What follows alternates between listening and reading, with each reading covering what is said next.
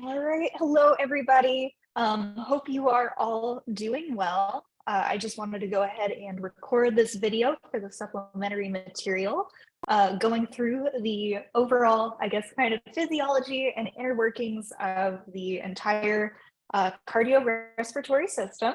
I like to break it down in the simple diagram. If you've had Mr. Hancock's anatomy class, he has done a diagram that is just exactly like this. And I really think it's super helpful. And it definitely allowed me to understand the system better. So let's go ahead and start working on drawing it together. So first things first, go ahead and grab 3 different colors. I would recommend grabbing red, blue, and black, just so that you can do overall diagram, and then also so that you can do deoxygenated and oxygenated blood. So we're going to go ahead and get started here. First things first, we're going to go ahead and draw our heart. So I'm going to go ahead and, because I can't draw and to make it simpler, I always do mine as like a little circle here. Go ahead, center it a little bit better. And then our circle is going to have 4 sections. There we go. So in that circle, as we talked about before, it's going to be representing the patient's heart, not your own. So, or your client's heart in the case of a personal trainer. So we're going to have our 2 atriums, our right atrium right here, our left atrium right here. And then below those, we're going to have our ventricles. So we're going to have our right ventricle and then our left ventricle. All right. Now from there, what we're going to go ahead and do is we're going to draw 2 sides of this diagram. We're going to draw the systemic circuit, which is going to represent all of the blood vessels that are in the body. So that's going to be the veins and arteries that are going and pumping blood to the tissues. And then we are going to be drawing the pulmonary circuit, which is going to represent all the blood that is being pumped through those pulmonary arteries and veins to get either oxygenated or to go back to the heart and be pumped out to the body. So let's go ahead and draw those sides here, or write them out really. So we're going to have our systemic circuit over here. And then we're going to have our pulmonary circuit over here. All right. And then I always like to just put it here. You might want to do this too on your little diagrams, just to denote what is what.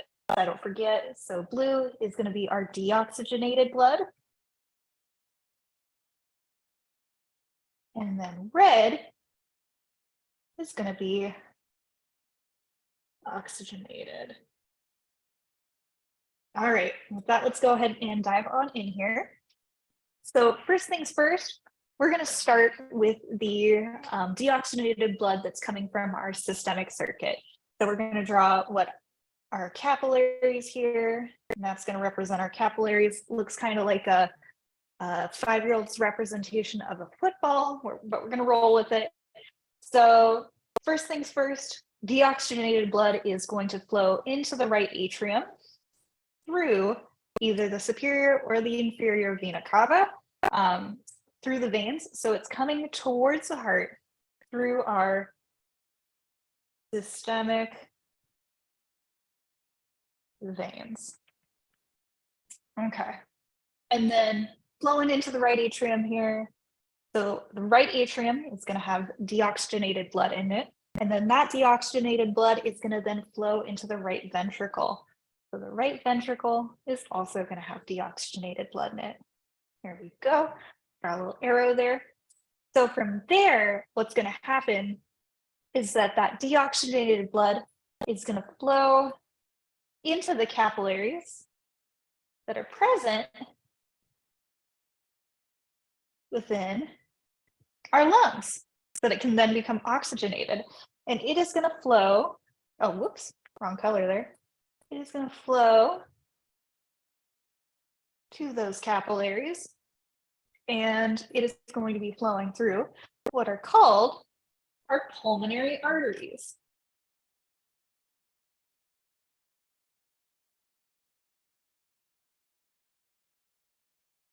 Right. So from there, it's going to become oxygenated in our lungs. And that oxygenated blood is going to flow over here through those pulmonary veins into our left atrium. So I'll go ahead and denote here, pulmonary veins. Then we'll go ahead and read those out. All right. From there, from that left atrium, it's going to be flowing into our left ventricle. And then the left ventricle is going to pump that blood through the aorta and into the rest of the systemic arteries, so that blood that is oxygenated is then able to get to our tissues. So I'll go ahead and denote that real quick.